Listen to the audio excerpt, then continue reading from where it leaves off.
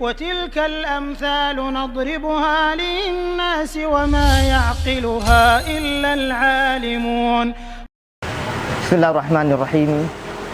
السلام عليكم ورحمة الله وبركاته.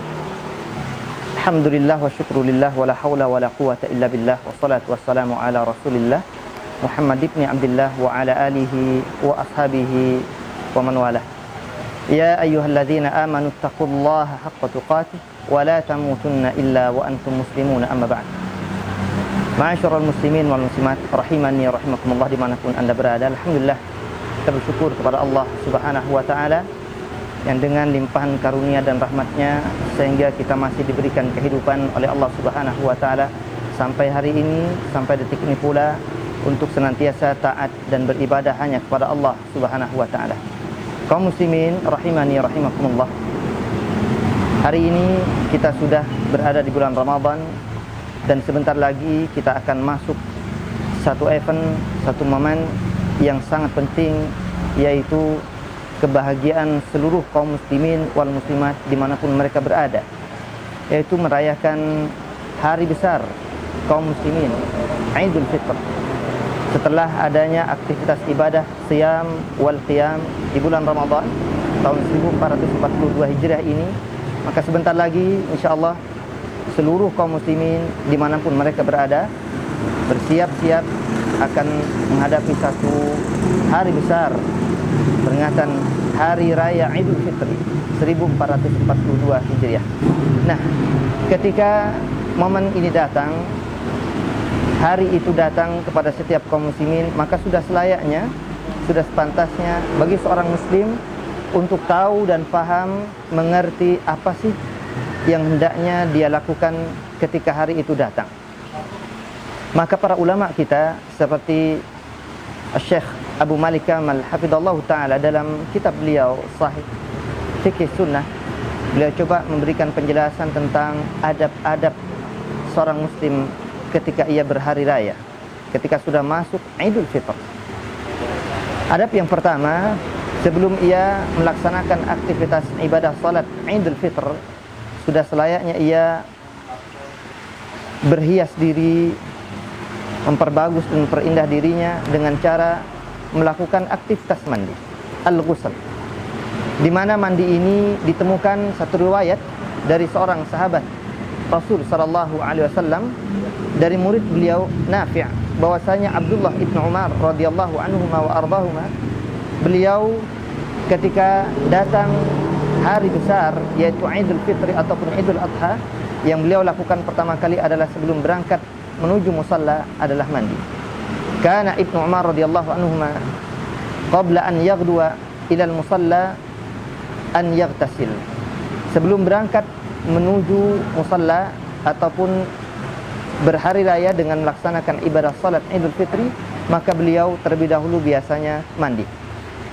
Begitu pula seorang sahabat Ali bin Abi Thalib radhiyallahu anhu wa ardhah, ketika beliau ditanya tentang mandi, kapan saja sih mandi besar itu dilaksanakan, beliau ketika itu menjawab, yaumul jum'ah wa yaumu arafah wa yaumun nahr wa yaumul fitr.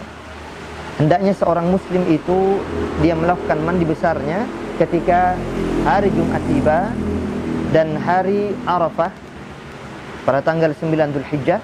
Begitu pula hari An-Nahr, yaitu hari di mana seluruh kaum muslimin akan memotong kurban, dan kita kenal dengan Idul Adha. Dan yang keempat adalah hari Idul Fitr, yang sebentar lagi insyaallah tinggal beberapa hari lagi kita akan menghadapi hari tersebut. Ini yang pertama, hendaknya seorang muslim melakukan aktivitas mandi ini. Apa alasannya? Karena setiap kita nanti akan bertemu, berhadapan dengan saudara-saudaranya, dan ia dalam keadaan bersih, suci setelah dia melakukan aktivitas mandi besar itu. Nah, karena saking pentingnya pertemuan ini dengan sesama kaum muslimin, maka hendaknya saling menghormati dengan sesama dengan cara mandi. Yang kedua, hendaknya seorang muslim memakai pakaian terindah, pakaian yang bagus. Jadi catatan pentingnya yang bagus dan yang indah, bukan yang baru dibeli. Jadi tidak harus membeli pakaian baru, tapi cukup pakaian itu adalah pakaian yang terbaik, pakaian yang terindah, pakaian yang terbagus yang ia miliki. Sebagaimana Rasul sallallahu alaihi wasallam, para sahabat meriwayatkan kana Nabi sallallahu alaihi wasallam kana lin Nabi sallallahu alaihi wasallam, Rasul itu memiliki jubbah, pakaian yang terindah, pakaian yang khusus lil aidan yalbasuha lil aidain, yang biasanya beliau pakai hanya untuk dua hari besar, Idul Fitri ataupun Idul Adha, wa yaumil Jum'ah, atau dipakai juga untuk hari Jumat. Jadi kalau sudah hari Jumat, melaksanakan ibadah salat Jumat, berkhutbah Jumat, begitu pula salat Idul Fitri, khutbah Idul Fitri, salat Idul Adha, khutbah Idul Adha, beliau menggunakan jubah yang satu ini. Adapun di hari-hari biasa beliau tidak memakainya. Ini artinya pakaian khusus yang dipakai pada hari-hari besar, Idul Fitri, Idul Adha, atau paling tidak di hari Jumat. Maka setiap kita hari ini kalau memiliki pakaian yang paling bagus, paling indah, hendaknya memakai pakaian tersebut. Ini di antara sunnah-sunnah dan adab-adab kita meniru Rasul sallallahu alaihi wasallam ketika hari besar itu datang. Yang ketiga yang hendaknya kita lakukan adalah ketika Idul Fitri itu tiba, hendaknya al-aklu qabla al-khuruj ila al-musalla. Makan sedikit apa yang bisa dimakan ataupun diminum sebelum berangkat menuju musalla atau tanah lapang atau masjid untuk menunaikan ibadah salat Idul Fitri. Di mana di sini ditemukan dalam riwayat Al-Imam Al-Bukhari, Rasul sallallahu alaihi wasallam terbiasa makan tamar, makan kurma. Rasul sallallahu alaihi wasallam disebutkan dalam riwayat tersebut, qabla an yaghduwa yaumal Aid, sebelum beliau pergi di pagi hari untuk menaikkan ibadah salat Aid, baik Idul Fitri khususnya, ya, yang beliau lakukan adalah an ya'kula tamarat, beliau memakan beberapa butir kurma. Disebutkan di hadis tersebut wa ya'kuluhunna witran, beliau menyantap atau memakan kurma itu dalam bilangan ganjil. Jadi sunnahnya kalau kita memiliki kurma di rumah dan kemudian kita sudah siap-siap mau berangkat melaksanakan ibadah salat Idul Fitri di tanah lapang ataupun di masjid nantinya, hendaknya kita menyantap atau memakan 1 atau 3 atau 5 butir kurma dengan bilangan ganjil. Kalau ternyata tidak ada, maka paling tidak kita bisa memakan atau meminum apa saja. Apa alasannya? Ini tidak lain tidak bukan bahwasanya kita sudah 29 hari berpuasa, 30 hari berpuasa, ingin menunjukkan bahwasanya pada hari itu terlarang orang menahan dari makan dan minumnya. Setelah sholat subuh, ketika akan berangkat menaikkan ibadah sholat Idul Fitri, hendaknya ia memakan sesuatu untuk menunjukkan bahwasanya tidak ada puasa di hari itu. Karena hari itu adalah hari kebahagiaan kaum muslimin, hari kaum muslimin makan dan minum segala sesuatunya. Maka Rasulullah SAW memberikan contoh itu, ingin menunjukkan kepada kita semua tidak ada puasa di hari Idul Fitri, atau bahkan jika nanti juga masuk pada Idul Adha. Hanya bedanya ketika kita di Idul Fitri ini hendaknya segera langsung memakan dan menyantap sesuatu ketika kita sebelum berangkat. Namun di Idul Adha sebaliknya, menahan diri dulu untuk tidak memakan sesuatu sampai ketika kita melakukan penyembelihan kurban. Ini perbedaan antara Idul Fitri dan Idul Adha. Maka hendaknya pada yang ketiga ini poinnya kita bisa ambil adalah kita menyantap atau memakan sesuatu. Di antara yang paling disunahkan adalah kurma dengan bilangan ganjil. Kalau tidak maka bisa memakan ataupun meminum apapun untuk menyatakan kita tidak berpuasa di hari ini. Yang keempat, dari poin-poin ataupun adab-adab dan sunnah-sunnah ketika kita berhari raya, terlebih khususnya di Idul Fitri ini, adalah kita melakukan takbir, membesarkan Allah, mengagungkan Allah Subhanahu wa ta'ala. Pada poin yang keempat ini, dalam masalah takbir, para ulama memberikan pembahasan. Yang pertama, kapan kita bertakbir dan kapan terakhir kita dianjurkan dan disunahkan untuk bertakbir. Para ulama memberikan batasan. Yang pertama, ketika akhir bulan Ramadan, misalkan jika Ramadan hari ini atau tahun ini 29 hari atau 30 hari, maka ketika maghrib tiba yang sudah menunjukkan 1 Syawal sudah masuk, maka setelah sholat maghrib ada anjuran dan sunnah hendaknya kita bertakbir di sana.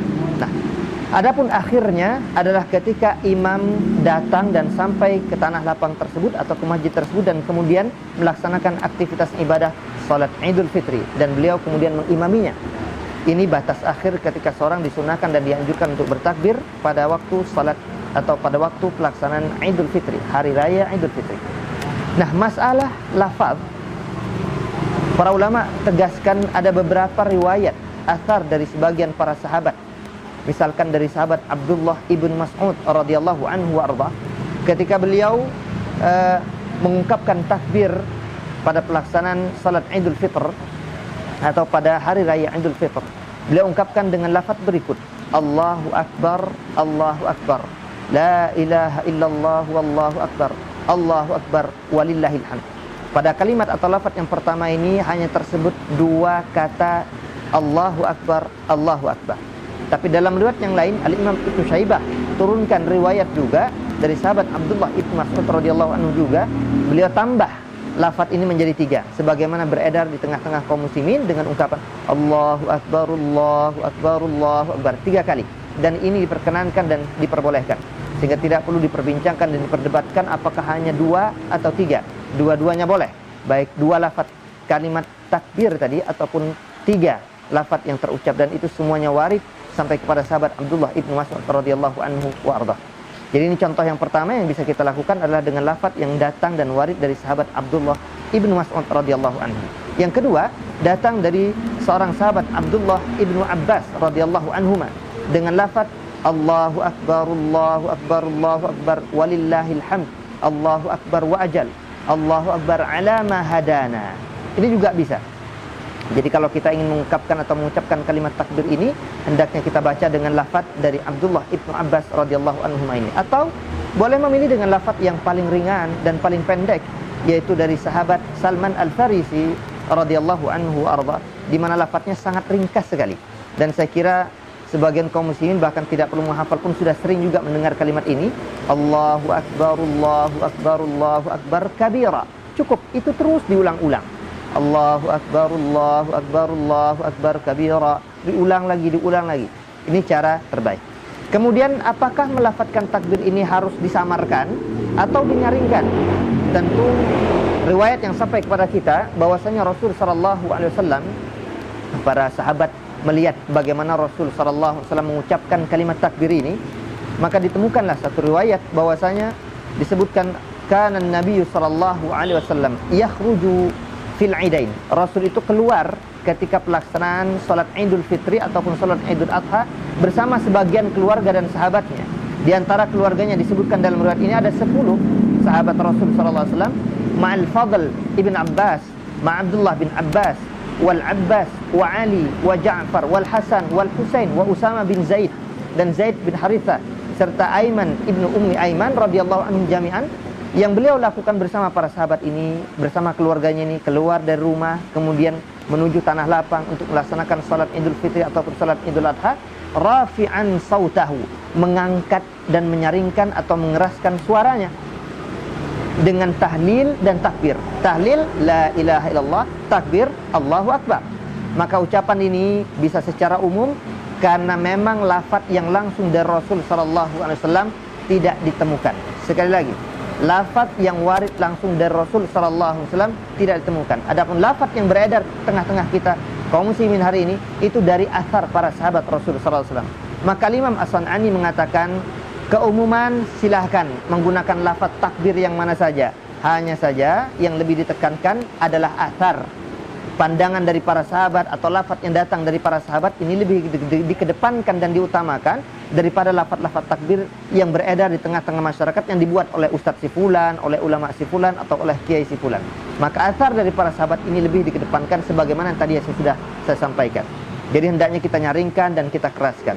Hanya saja ada kekeliruan di sebagian kaum muslimin dalam melafalkan takbir ini. Mereka dikomando dengan satu orang, kemudian diikutin oleh orang yang lain. Ini tidak tepat dan tidak sesuai dengan sunnah Rasul sallallahu alaihi wasallam. Lantas bagaimana sunnahnya? Setiap orang mengucapkan takbir, si fulan, dan nggak harus bareng, nggak harus sama. Si fulan, karena ditemukan dalam kitab Musnad Imam Asy-Syafi'i, beliau tuliskan bahwasanya ketika Rasul sallallahu alaihi wasallam bersama sebagian para sahabat mengucapkan takbir, si fulan mengucapkan Allahu Akbar, si fulan yang lain mengucapkan la ilaha illallah, si fulan yang lain mengucapkan walillahil hamd. Ini tidak sama, tidak kompak mereka. Tapi satu sama lain sama-sama mengucapkan takbir, mengucapkan tahlil, mengucapkan tahmid, dan ini yang diucapkan oleh para ulama terdahulu. Sehingga tidak ada tuntunan untuk dikomando satu orang membaca, yang lain diam. Lebih-lebih setiap orang hendaknya membaca. Yang kita khawatirkan ketika yang mengkomando berhenti pula yang lain. Ini tidak tepat ya. Maka anjuran kita hendaknya memperbanyak untuk kalimat-kalimat takbir ini. Dimulai dari kapan? Dimulai ketika tadi kita sampaikan maghrib berkumandang, kemudian salat maghrib. Dari setelah itu kita sudah dianjurkan untuk mengungkapkan kalimat-kalimat takbir, tahlil kepada Allah Subhanahu wa taala sampai ketika imam nanti melaksanakan salat Idul Fitri dan kemudian sampai naik untuk melaksanakan khutbahnya. Nah, disinilah hendaknya kita memperbanyak takbir dimanapun kita berada. Menariknya, Abdullah ibnu Umar radhiyallahu anhu dan sebagian sahabat itu mereka terbiasa melakukan takbir di pasar-pasar, di tempat-tempat keramaian. Agar apa? Untuk mengingatkan orang yang khawatir mereka lalai kepada Allah Subhanahu wa taala. Lihat, Allah ingatkan itu dalam surah Al-Baqarah ayat 185, walitukmilul iddah walitukabbirullaha ala ma hadakum wa la'allakum tashkurun. Kata Allah Subhanahu wa taala, agar kalian menyempurnakan puasa kalian dan agar kalian mengagungkan Allah Subhanahu wa taala, membesarkan Allah tabaraka wa taala, memuliakan Allah tabaraka wa taala. Karena dua hal. Yang pertama, karena kalian telah diberikan hidayah oleh Allah Subhanahu wa taala, diberikan kemudahan oleh Allah Subhanahu wa taala. Hari ini kita sudah masuk pada bulan Ramadan dan sebentar lagi kita akan masuk hari besar Idul Fitri, di mana seluruh kaum muslimin akan berbahagia. Baik yang miskin, tentu lebih-lebih yang kaya. Maka hendaknya kemudian kita semua membesarkan Allah, mengagungkan Allah, memuliakan Allah dengan kalimat-kalimat takbir atas hidayah yang Allah Subhanahu wa taala berikan kepada kita. Kita masih muslim, masih beriman, dan tentu agar kita kemudian bersyukur kepada Allah Subhanahu wa taala karena masih diberikan kehidupan, masih diberikan kesempatan untuk beramal, beribadah, menambah pemberat untuk di mizan kita kelak di hari akhir, agar kita mendapatkan keutamaan fa amma man thaqulat mawazinuh fahuwa fi 'ishatir radiyah. Yang berat timbangan kanannya, amal-amal ibadahnya dan amal-amal baiknya, maka dia mendapatkan kehidupan yang layak, diridai oleh Allah Subhanahu wa taala. Tapi kalau ternyata amalnya sedikit, kurang, bahkan kebanyakan maksiatnya, naudzubillah. Wa amma man khaffat mawazinu fa ummuhu hawiyah wa ma adraka ma hiya narun hamiyah. Kata Allah Subhanahu wa taala, yang malah ringan kebaikannya, yang berat keburukannya, maka tempat kembalinya adalah neraka hawiyah. Na'udzubillah, na'udzubillah. Karenanya kesempatan kita hari ini bersyukur kepada Allah Subhanahu wa taala, diberikan kehidupan, diberikan umur yang panjang untuk menambah amal-amal dan aktivitas ibadah kepada Allah Subhanahu wa taala. Maka sunnah berikutnya ini adalah hendaknya kita memperbanyak takbir, tahlil kepada Allah Subhanahu wa taala, dan ucapan yang tadi kita sudah sampaikan dari asar-asar sebagian para sahabat. Hanya saja para jamaah Allah Subhanahu wa taala muliakan, dalam pembahasan semacam ini bagian dari sunnah Rasul sallallahu alaihi wasallam, bukan sesuatu yang diwajibkan. Jangan sampai aktivitas sunnah kita mengalahkan kewajiban. Contoh, karena ingin beraktivitas takbir sampai bergadang, kelamaan, kepanjangan, Allahu Akbar, Allahu Akbar, Allahu Akbar, sampai ngantuk-ngantuk gitu ya, menahan kantuknya. Akhirnya apa? Ketika sudah dekat-dekat dengan waktu panggilan azan salat subuh, yang terjadi naudzubillah ketiduran karena begadang kelamaan takbir. Ini bukan sunnah Rasul sallallahu alaihi wasallam. Sunnahnya adalah menekankan pada perkara yang wajib.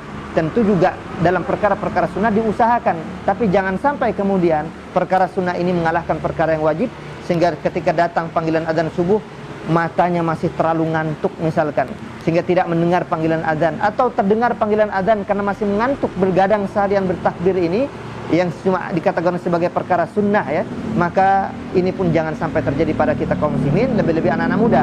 Yang saya khawatirkan, takbir juga enggak, malah cuma hanya bergadang di malam tersebut dan enggak tahu perbuatannya apa. Ini tentu lebih parah lagi. Sudah tidak sunnah yang dilakukannya, lebih-lebih dia bergadang di malam itu, yang mungkin ngobrol, hanya berada di satu tempat tertentu bersama teman-teman dan sahabat-sahabat karibnya. Ketika panggilan azan subuh terdengar, dia tidak melaksanakan aktivitas ibadah salat subuh, dan ini kesalahan fatal dalam berhari raya. Tidak dapatkan sunnah, malah jatuh pada perkara yang tentu dosa hukumnya karena meninggalkan perkara yang diwajibkan oleh Allah Subhanahu wa taala. Tapi ini diantara perkara yang hendaknya kita perhatikan dalam beradab ketika kita sudah masuk ke dalam hari tanggal 1 Syawal, yaitu kita berhari raya di bulan Syawal tersebut. Kemudian setelah kita bertakbir, tentu ada amalan-amalan sunnah lain, dan ini masih banyak ya. Tapi di antara yang kita ingin coba sebutkan adalah hendaknya ketika kita pergi ke tanah lapang tersebut dalam keadaan berjalan, karena Rasul SAW juga ketika beliau pergi ke tanah lapang untuk menaikkan aktivitas ibadah salat Idul Fitri, beliau dalam keadaan berjalan. Sebagaimana disebutkan, kana Nabi SAW yaghdu ilal musalla masyian wa yarji' masyian. Rasul itu ketika beliau pergi ke tanah lapang untuk menaikkan ibadah salat Id, beliau dalam keadaan berjalan dan pulang pun dalam keadaan berjalan. Tapi ini jika ternyata tidak darurat.